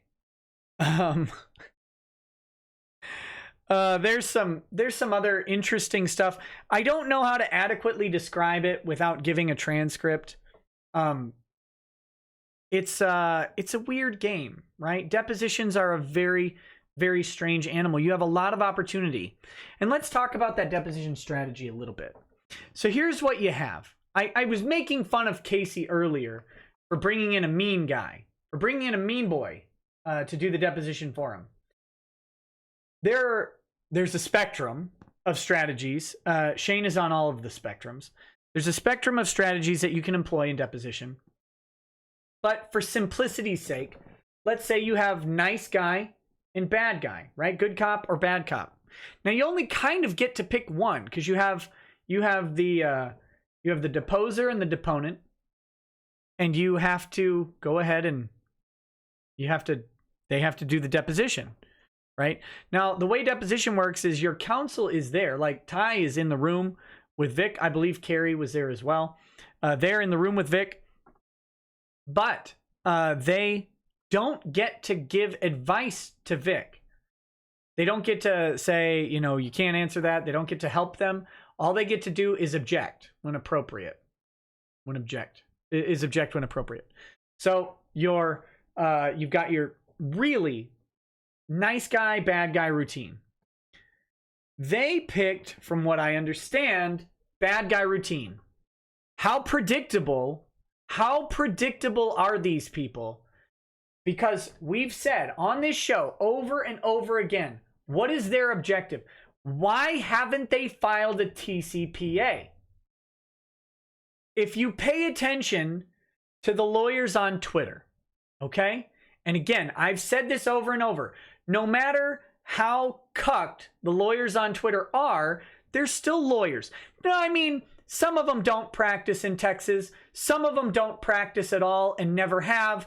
Some of them pretend to practice and are in-house counsel. A whole bunch of different things. It's really interesting to look at each of these people individually and see just how much experience they have in the field that they claim that they have and that Ty doesn't, which of course they can't substantiate. They are not actually familiar with Ty's experience in litigation matters at all. They're just judging it based on their own conceptions. But they are still lawyers. They're able to look at a set of facts, and they're able to look at a set of law, and they're able to attempt to apply that law appropriately. That's fine. So if you look at them and listen to them, which I encourage you to do, I don't encourage you to engage them. It's not going to be profitable because all they're going to do is try to dunk on you as a layperson. And when they get shown up by either a layperson or a lawyer, they'll just deny and move the goalposts, which is what they've done the entire time. It's not really profitable to engage them. But pay attention to what they say and listen. It's valuable. It really is. According to them, this case is a surefire TCPA victory. Absolute surefire TCPA victory. So why in God's name did they not file a TCPA? That's what we have to figure out, right? If you have a surefire victory for TCPA, why would you go through the expense of deposition of one party, if not all three, or if not three parties, right? Because it's only going to get more expensive. Let's put this in perspective. You've got Casey and you've got Jay-Sean in the room. You may have Andrea Perez, but Casey and Jay-Sean for sure. So you've probably got, let's be conservative and say $400 an hour per attorney for 6 straight hours. Okay? It's 12 grand, right? Wait, 6 times 4, that's 24. No, what am I doing? 6 hours times $400 is $2,400 each. That's 5 grand. That's 5 grand for the deposition hearing just for the lawyers. Now you got to pay for the videographer. You got to pay for the stenographer. All right? Those two things have to happen. Next, what do you have to pay for? You have to pay for prep. So we're already over $5,000. Okay? We're at $5,000. Next, and that's if Andrea's not in the room.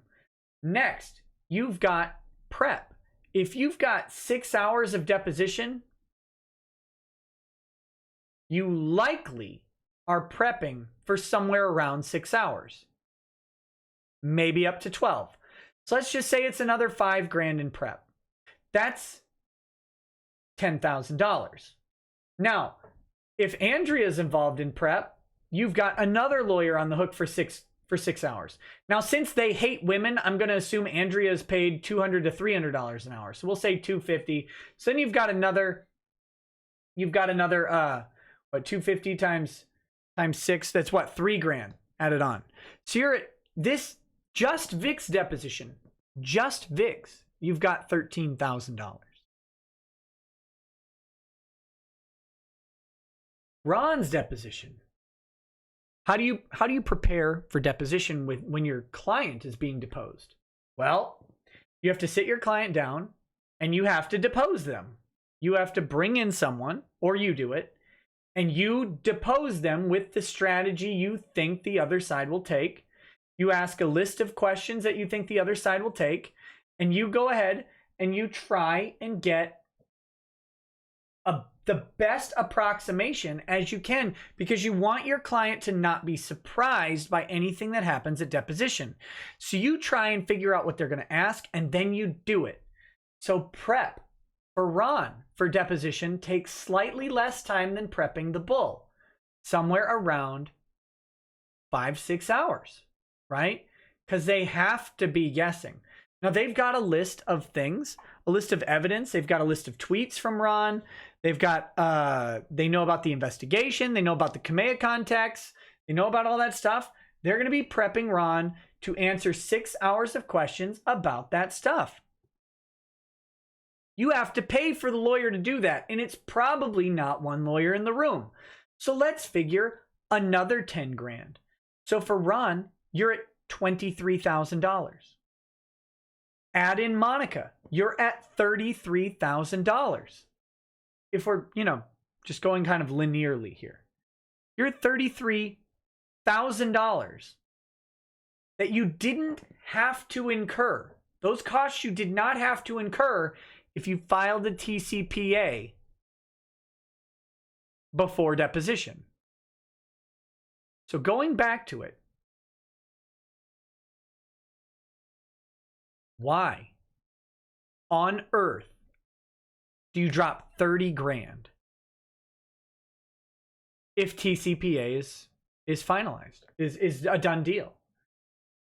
Well, they must think that it is worth $30,000, upwards of $30,000 to get Vic's deposition. So when you're analyzing your opponent and you're going, why in God's name are they doing a deposition that could ultimately hurt them? But man, they really want Vic's public statement, or they want Vic's statements because they want to make them public. That's worth $30,000 to them. So then you try and figure out what kind of deponent, or what kind of deposer they're going to use. They're going to be mean, right? It's pretty obvious.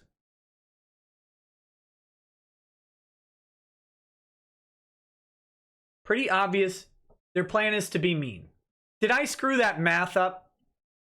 If I screwed that math up, I apologize. But I'm drinking and I'm a lawyer. Two things that disagree with math. Math isn't real. 2 + 2 is 5. I read that book. So, they're going to be mean.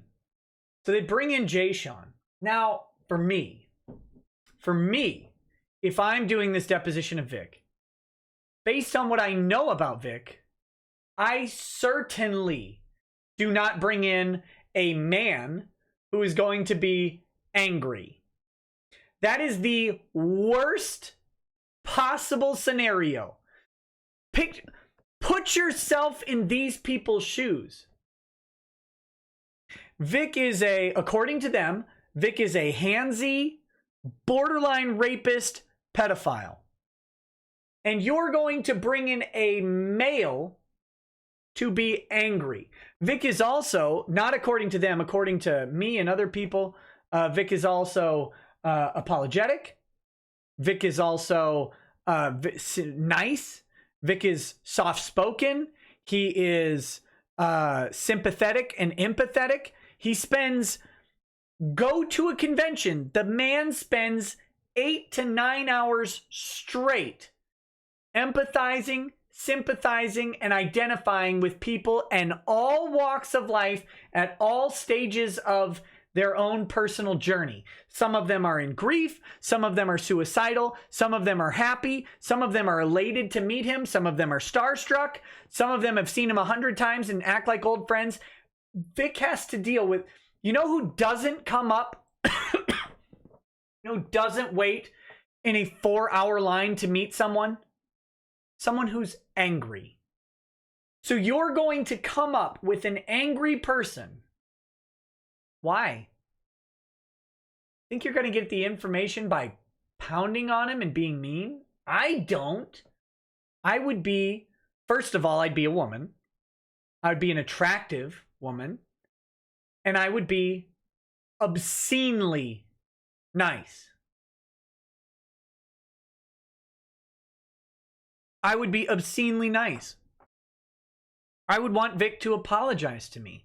I would want Vic to sympathize or empathize with me. I would want Vic to want to please me. I would want Vic to want to, this is going to get clipped. Oh God. I would want Vic to want to make me like him. And instead they brought in a mean person. How dumb could you be doing that? You know him. You've known him for 2 decades, Monica. I mean, Toye doesn't know Vic, but Monica does. She has to know. They've asserted it over and over and over again. It doesn't make sense. Blaine20 says, as to Kai, videographer, oh boy. So anyway, I don't think it went the way they hoped. Talonseer says, congratulations, Nick. You're the red herring of this lawsuit. You're the paralegal boogaloo. They see you under the bed before they sleep. Top keck. Hey, Monica, Ron, Casey, Andrea, and now Jay Sean, if you're watching. I don't lie. I don't need to. Vic doesn't represent me, and I don't represent him, and he has no control over this show, and he never will.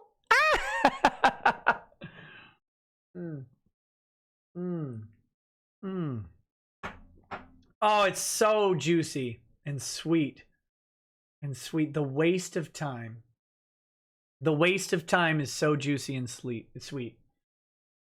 Okay. So what next? What do we talk about next? So the deposition went well. They brought in my opinion, the complete wrong style of deposer. They should have maybe just let Andrea Perez. I hear Andrea's a very, very pretty lady. They should have probably just let Andrea run the deposition. But they hate women, so that's what they do. Hey, Andrea, get out from under the thumb of the man. You don't deserve that.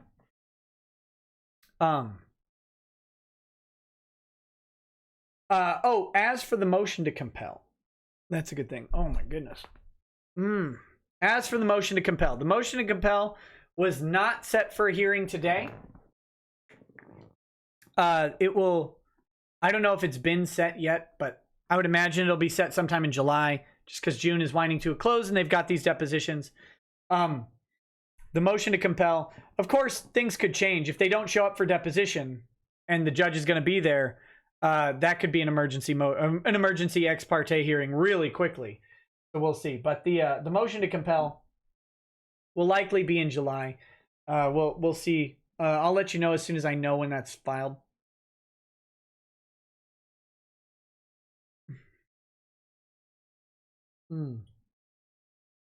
But no, I think when Ty was threatening the motion to compel hearing being today, you have to remember he was doing that on like Tuesday or Wednesday of last week, in which they could presumably convince a judge to allow them to have a hearing that quickly.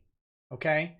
Now, once it got to about Thursday, Friday, the idea that they would file a motion to compel on Thursday or file one on Friday and get a hearing for it on Wednesday is a little short. It doesn't give the opponent time to respond within the rules, I don't believe. I don't know how fast you can do those emergency hearings in Texas. And I don't really feel like looking into it, but that'd be a really quick turnaround on a motion without letting them have time to file a motion response.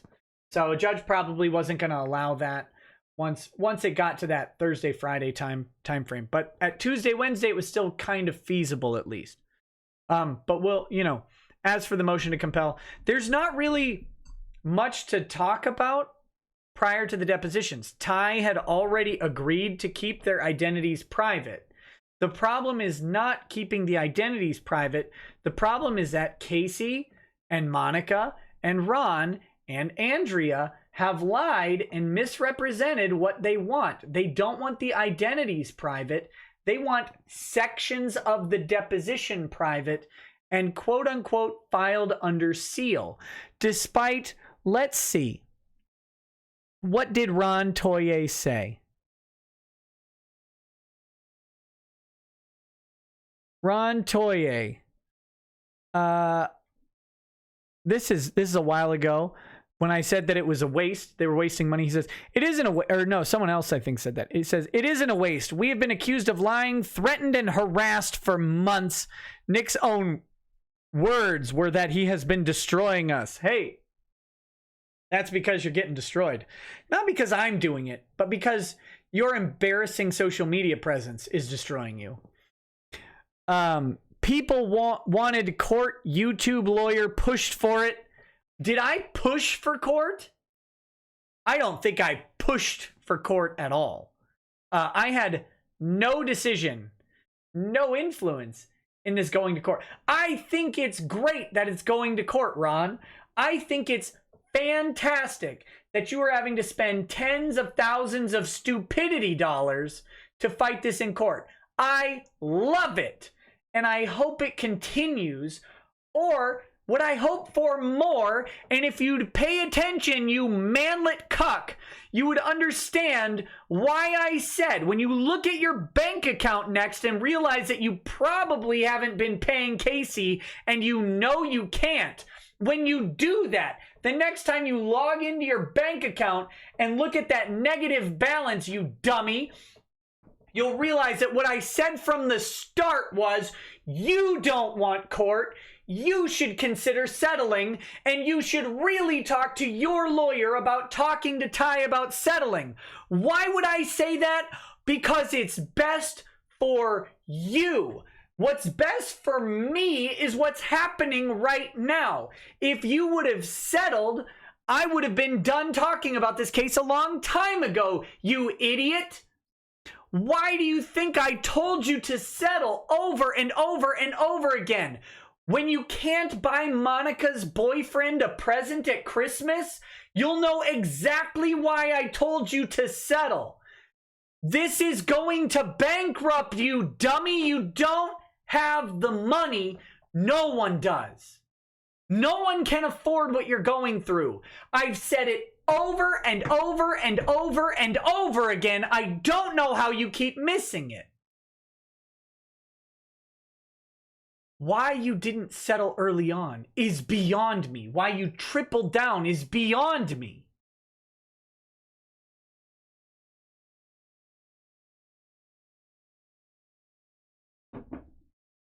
I didn't push for court. Go watch the videos, you moron. Anyway, he said, yeah, people wanted court, YouTube lawyer pushed for it. There's no backing down. No confidentiality or NDAs. We have nothing to hide. Well, except the evidence and a whole bunch of stuff you want blocked by confidentiality. Here you go. Here's my tweet to Ron on, what was it? This is May 22nd.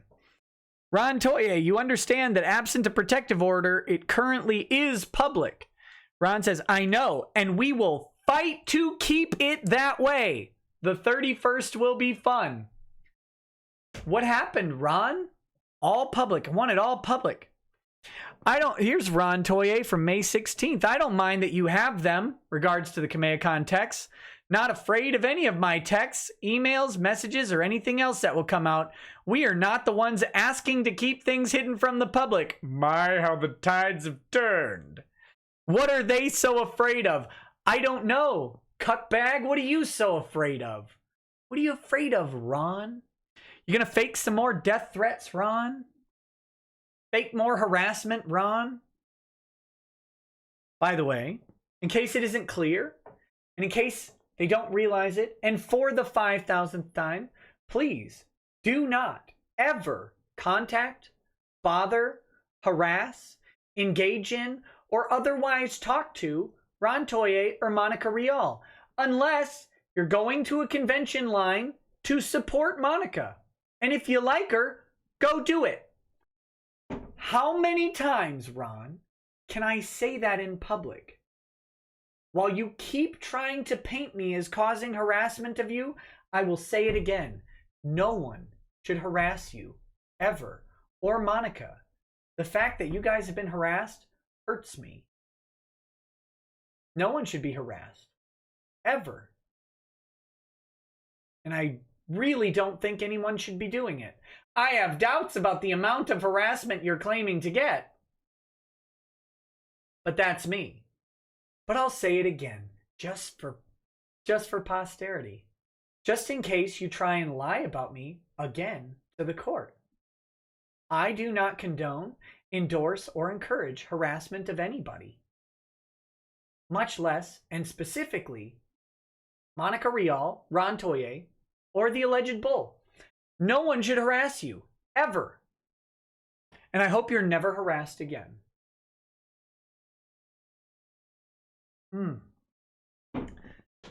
Now, please, go to court and tell them I'm harassing you over and over and over again.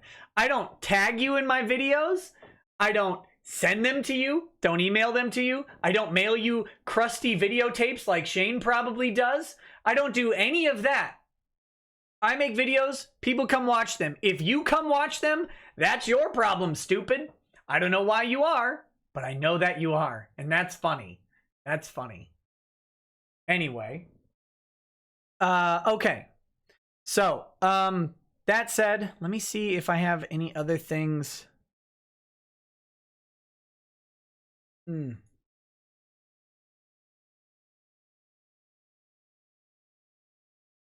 that's weird.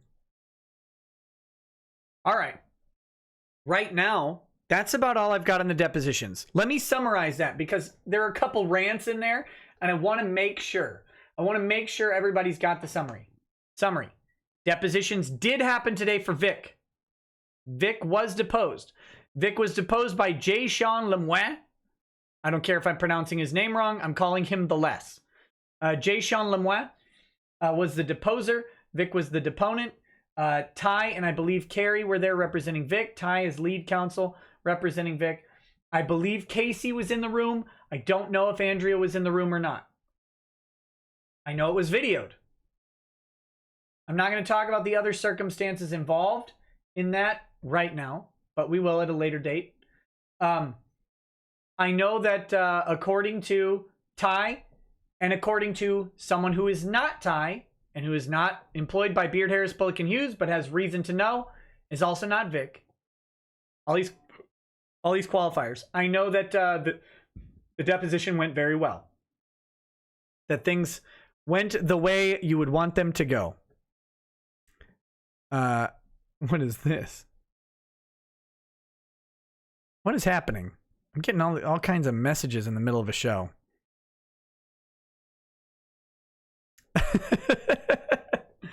Hold on. I have something to see real quick. This is in the middle. Oh, this is good. I have a bunch to go through. Let me just say I got some information and I'll have to No, come on, this can't be right. I have to go through this stuff before I can pull it up. We'll see. I can't do this live on the air, but we'll go through it. This is, you know, let's just say we've got another show coming up. Okay, we've got another show coming up. It's not the TCPA, I don't believe. I'll double check that real quick. But as far as I can tell, it's not the TCPA. I think they may not file the TCPA until after depositions. We'll see. We'll see.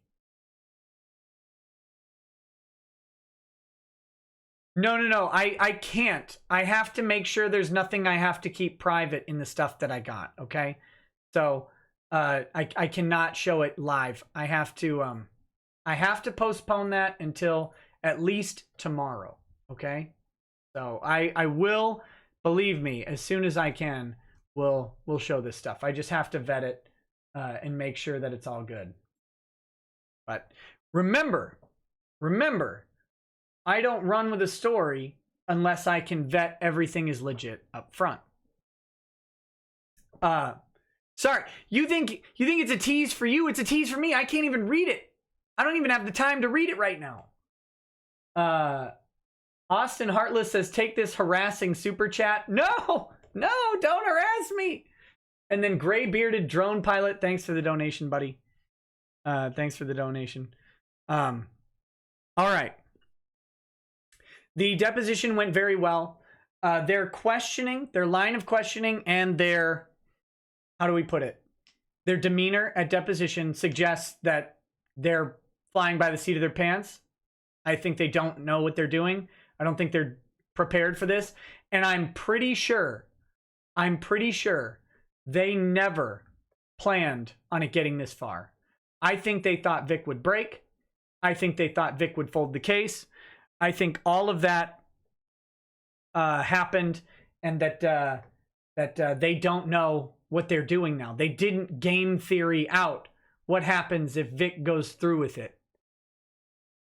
So now they're going to have to be deposed tomorrow. So that is the closing thoughts on the deposition. I want to clarify something else. Where is it? Go. Let's talk about this real quick. So these are the tweets of a certain Cuck Lightyear. These are the tweets of a certain Cuck Lightyear. And this is interesting. I don't think I can zoom this in. I'm going to try real quick. Nope, there's no zoom feature on this one, on the snip tool. All right. I was hoping I could zoom in a little more, but you'll have to take my word on what it says. So here is now, contrary to me, right? What I do is I gather information and then I try and verify it before I spout off. Now there's a handicapped person on Twitter who is so bored that he tweets roughly every 6 minutes, according to the latest calculation, without pause, every 6 minutes for 3 straight weeks, okay? Now, someone who acts like that isn't a very good source of information because they're quick to spout off and they're not good at vetting and they don't go back and correct their mistakes. But let's talk about this. So here's T. Greg Duchette saying this. And look at all this discovery Vic failed to turn over. What is he hiding? Now, what does he say? This is in response to one of Casey's emails. Casey's email said, in regards to plaintiff production responses, responsive documents have not been produced. Everything that was provided is either a screenshot of a document, blah, blah, or a cherry-picked document obtained from Chris Slatosh. The plaintiff has not produced any communications, i.e. emails, texts, instant messages, etc. We know there are communications between plaintiff and Ms. Denbo. They have not been provided. He hasn't given us any communications, no emails or texts, nothing between Vic and Denbo. We've talked about this, right? We've talked about this. Now, Greg latches onto it like a giant horse penis that he just loves to grab and jack, right? That's what Greg, I don't know. This is what I hear. Because I hear that you can't defame someone. So if I say that Greg likes to grab onto giant horse penises and grab them, and then I analogize that to what he's doing on Twitter, that can't be defamatory, I guess, right? Right. Okay, so here's the deal. You guys have been following this case, whether you get it through me, or you do your own research, or you go to Kiwi Farms, right? What did you see with the filings for the complaint from Ty? What did you see? You saw requests for production, and you saw interrogatories, right? We remember that. Those 2 discovery requests. Interrogatories, requests for production. Think real hard about what you've seen from Casey. Have you seen a request for production? Or have you seen an interrogatory? The answer is no. No, you haven't. What did you see? What did you see? They filed a deposition notice along with a subpoena Deuces Tecum, right? That subpoena goes along with the deposition notice. That deposition notice was quashed. Sort of. I mean, effectively. What requests for production have there actually been in this case from Casey's side? I don't know. I don't know if there are any. They can argue that the subpoena Deuces Tecum is the request for production, but it's not. It's not the same thing. That's a request for what you show up to deposition with.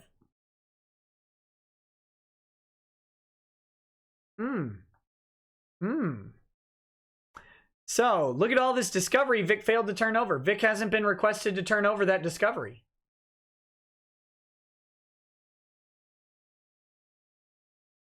Sorry, Greg.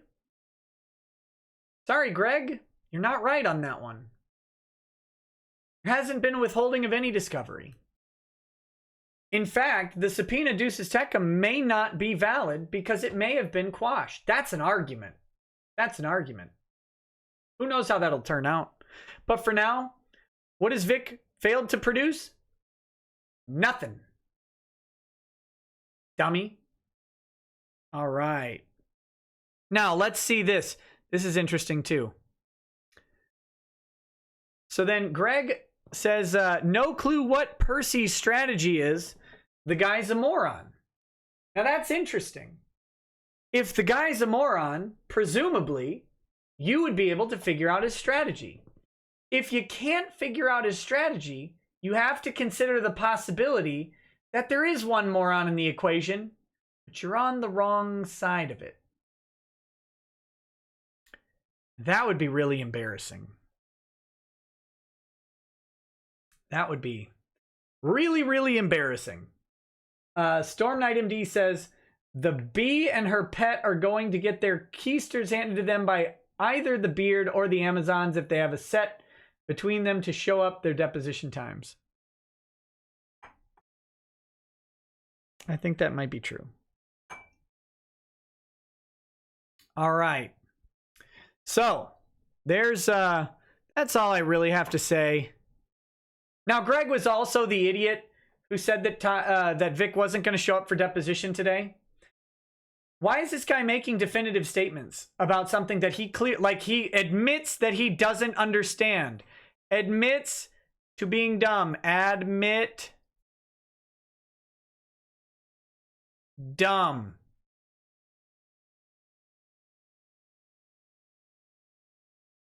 You're making statements that you don't understand. You don't understand the strategy. Why on earth would you comment on what's going to happen if you don't understand the strategy? Very stupid. Very stupid. Also, not understanding a very straightforward strategy on tortious interference and defamation.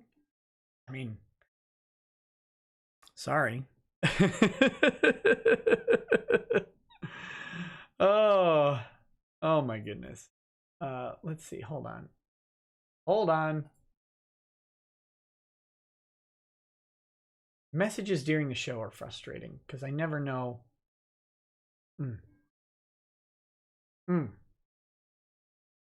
Okay, that's completely different.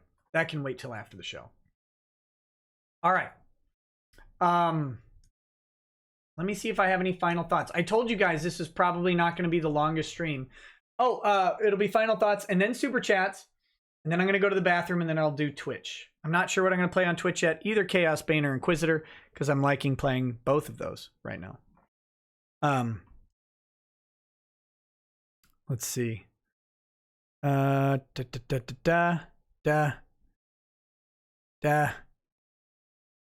right. Elliot Joubert says, I literally tried to profit off the super lawyers by betting that this case would go to trial or Vic gets a pretrial settlement. Cuck Lightyear thought $100 was serious.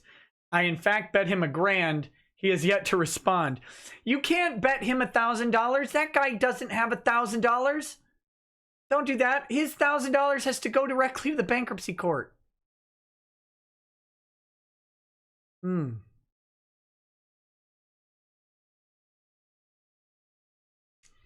Oh, good. Greg has noticed me and how ignorant I am.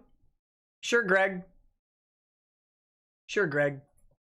Keep talking. I don't care. I don't care. All right, let's hit these super chats, and then let's wrap up the show. How's that?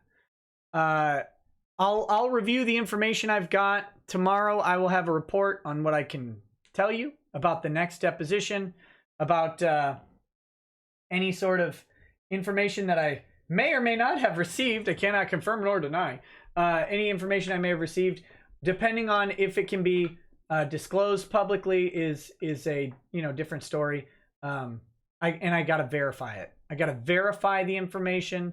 I gotta make sure it can be disclosed publicly before doing so. Let me just tell you guys that new sources of information keep coming in, and as soon as I can verify them, I will bring them directly to you. Bring them directly to you. Okay. So we've got Russell. Says, any chance you'll cover the Johnny Depp versus Amber Heard lawsuit? Be interested to hear your thoughts and explanation on why Depp filed the complaint in Virginia instead of California. Maybe. Hated. Oh wait, no, I read that one. Night of Hopex says, in Minecraft. Yeah, I guess. And then Doom Guy says, Shane's face can be used for condom ads. Teens, don't let this mistake happen to you. Do I get to say emphasis on teens? I don't know. I don't know if I do. Steven says, thank you for all you do, Sir Rackets. If more people get added to the case later, does Vic get deposed again, or is this just once? Vic may get deposed again. They haven't made their request for production. As stated, if they actually make their request for production and new information is produced, they may be able to get another deposition out of Vic. Likewise, Monica and Ron could be deposed a second time if more stuff comes in after their deposition. Forever229 says, hey, Nick, would you mind giving a quick PSA for that Star Wars girl? Thoughts and prayers with her right now. I did. Brett Wyatt says, I feel like Casey is going to go the EA route and say, we're not filing a TCPA. It's what we call a surprise document in our offices, Your Honor. Maybe. Brett Wyatt says, just saw Toy Story 4. Shout out to Ron Toye. You were the best toy in the whole movie. You got a bright future ahead of you, kid. Commissar Warder says, mildly punctual and bisexual. Goober Gabber says, I wonder what the reactions of the drive-by lawyers like Dreg Douche will be when Vic wins. I bet they'll probably say something like, oh, I didn't read. We'll see. Here's the interesting thing. I've never said Vic will win. I've maintained from the onset that defamation cases are very, very difficult. It's entirely possible that Vic loses based on all sorts of reasons. Judge, human error, a jury. Those are unpredictable. You also have the possibility that though the statements are defamatory, that the court finds that they're non-actionable. And what do you do with that? What do you do with that? I maintain that Vic bringing the court case has improved his career this year and going forward, him fighting back against it. Even if he loses on a legal technicality or a legal hurdle, Vic will have affirmatively stated to the point where he was willing to go to court that this stuff is all bogus. And we know it's bogus. We know it's bogus. But Vic will have that, and show that he was willing to go do that. And hopefully that will be enough to preserve whatever career he has. That's something the drive-by lawyers don't seem to understand. Next, Case H says, better late than pregnant. Super Range 128 says, know what your Myers-Briggs personality type is? I haven't taken that in a long time. It's like ENTJ, I think. Something like that. Josh Albert says, time for the 1 p.m. love stream. Oh, just so many typos. Andrew War Snowboard says, there is no spoon. The Code Monk, thank you. Blink Your Eyes 1400 says, did you get my email? I don't know. I haven't checked. Probably. Roscoe says, think I figured out Moron's plan. Make the case so annoying for the judge that he makes a judgment just to get it over with and hope it's good for them. Could be. Accipiter Assazor Says, check out Douglas Ernst Indiegogo campaign Soul Finder comic. There you go. Check that out. Haskell Barnett says, I decided I wanted support legal releases, but not Funimation, so I bought a region-free Blu-ray player. Review of UK version of Super Broly incoming. Matt Field says, turning 40 in August. Nick is right. Find joy and peace in your life, and nothing will bring you and your family down. God bless you, young men. There you go. F.U. Ren says, hi, I turn 19 soon and I'm studying law. Any advice? No. Stick it out. Read a lot. But also, have fun. Midnight Kitsune, thank you for the donation. Silent Sin says, sounds like someone needs coffee. I don't like coffee. Don't like it at all. Midnight Kitsune says, I have a Japanese whiskey for you. Need address. My address is P.O. Box 97, Spicer, Minnesota 56288. If you can't send it to a P.O. box, then you'll have to contact me specifically because I got to work something out. Legacy Game Mastering said, would the defamatory statements made during the call to AP not create specific jurisdiction? They should. They should. But, the call to AP is actually not based on defamatory statements, and that is probably a strategic move. Again, something the drive-by Twitter lawyers are ignoring in Vic's case is that Texas does not require a defamatory statement to have tortious interference. It doesn't require it. That's why truth is still not necessarily a defense in Texas. Truth is a defense if the tortious interference is based on defamatory statements. Truth is not a defense if the tortious interference is based on being tortious interference, which means that you do not have a colorable right to interfere with a contract. That's different than saying you don't have a First Amendment right to speak the truth. That's a different thing. Texas recognizes it differently. So Meyer's attorney has not pleaded defamatory statements in Wade's call with Antarctic Press, rather that he had no colorable right to interfere with the contract. There's a difference. But don't take my word for it, I guess. Because what do I know?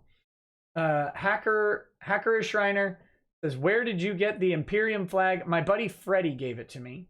Lord Darcia says, getting ready to binge Final Fantasy 14 tomorrow night. What's a good alcohol recommendation for a long session of gaming? For Final Fantasy 14, the highest proof you can find, buddy. John Gunsel says, could Vic lose on defamation but win on tortious interference? Yep. He could. Rick Miranda says, take my money, funny bigot, Kappa. Thanks, buddy. Loogie Head says, Limway, you could pull off Waluigi cosplay. Lol. Limway. Rando number 9 says, Nick, after you finish streaming, use these shekels to go to McDonald's and buy Lady Racket some tendies and a Big Mac. Oh, that sounds good. Nasenda says, I guarantee he has herpes. 95% of us do. Cold sores. Yellow Flash 2 says, hashtag Shane has AIDS. Red Ring of Death says, I don't really need to say much for this donation for this rant. Kyle Rambler says, take my money, it's your show, they can F off. Why Testify says, if I wanted to line up and see snakes, I would just go to the zoo, Nick, LMAO. Lord Darcia says, get bent, I'm not talking to you. I'm going to need this on a shirt. John Albert said, you should wear that to whenever the police call. John Albert says, so the court called Vic a public figure and Ty or Bullock didn't correct the court. Does it even matter that they didn't correct him? No. That wasn't actually an argument that was in part of the pleadings or the summary judgment or motion to dismiss or anything like that. That was just for the benefit of that particular motion hearing. Casey called Vic a public figure. The court said, so he's a public figure, and they didn't oppose it. That doesn't mean he is a public figure. That would still have to be proven in any sort of dispositive motion or dispositive hearing. No one important says, gender bent doujian of Vic X Fem Nick to the internet. No, please don't. Please don't. Ron Crossman says, what is your ring size? I got to get you a Red Lantern ring to accompany your epic rants. I would hate to be on the business end of one. Keep it up. I don't remember. I'll have to check. It's like 10.5, I think. No one important says, the problem is that they just don't know the difference between jokes and ribbing and actual harassment. Someone please send them to a class to learn. The class would be harassing, though. Simulated Internet Friend says, SJW Rule 3, SJWs always double down. They're so acclimated to no contest victories and saturated with endless right side of history propaganda that they think failure isn't possible. That's true. That's true. Bad Dragonite says, I haven't called her a cum dumpster yet, but she is. Yellow Flash 2 says, Greg's head is shaped like a penis. Solo Beverly says, stream schedule. Also seeing Greg made me want to super you. Thanks, Greg. The Outside In says, hey, Nick, I don't drink, but sometimes people's stupidity really makes me want to. Can you knock one back for me? I'm not going to drink this whole thing in one shot, but... There you go, buddy. Esme Illis is anime. I meant, Nick, you have noticed Greg and how ignorant he is.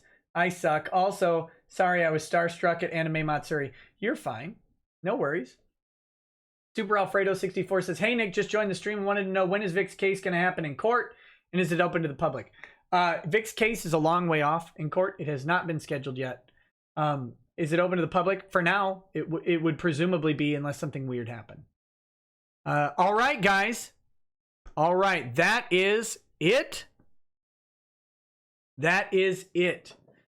I don't have anything else for you guys tonight on this channel other than an outro song, which I should start playing right now. Just a moment. Let me go ahead and...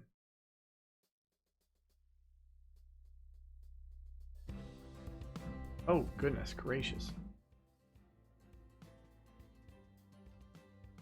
Oh, we got to turn that up.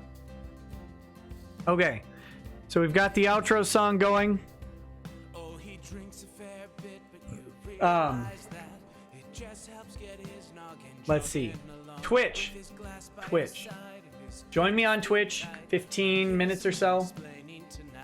We'll play some Chaos Bane or some Inquisitor. Whoa, lots of gin, not enough food. I'll have to go grab some food. But yeah, thank you guys for joining me tonight. Thank you as always for participating in the show. I will bring you what information I can about the depositions tomorrow, as soon as I can do that. We may have a show with Null and yes, Hated. I'll get to it in a second. We may have a show with Null and Dick Masterson. I don't know. I'm trying to schedule them, but Null being where he is makes my stream is a really bad time for him. So we'll talk about that. But I'm gonna have hopefully those guys on to discuss Section 230 soon. I may, don't kill me, may have Drexel on a stream on Friday. We'll see. But stay tuned for that. I'll of course announce all this on Twitter. And in the preview of the show. Hated 7 Days to Die says, nope, don't hate it at all. Doesn't hate the game 7 Days to Die. Here's another $20. Get yourself a copy. And then he also asked if I got his last chat, which I did, but I had overlooked it, and I apologize for that. I remembered your previous chat, and then when I saw it, I didn't realize that it was a new one. So, all right, guys. Thank you so much for watching. I'm going to go to the bathroom and get some food. I'll see you on Twitch. Please join me for a fun night. And peace. As always, joy and peace to you. Peace.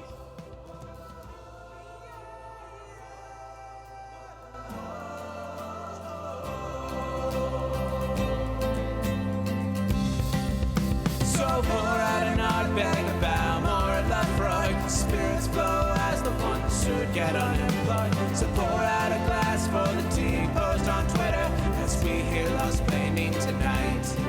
From the white shores of Nan to the hills of Glenlivet, there's no one who explains the thought better than Nick. So pour out a glass for the ones who have passed to make the law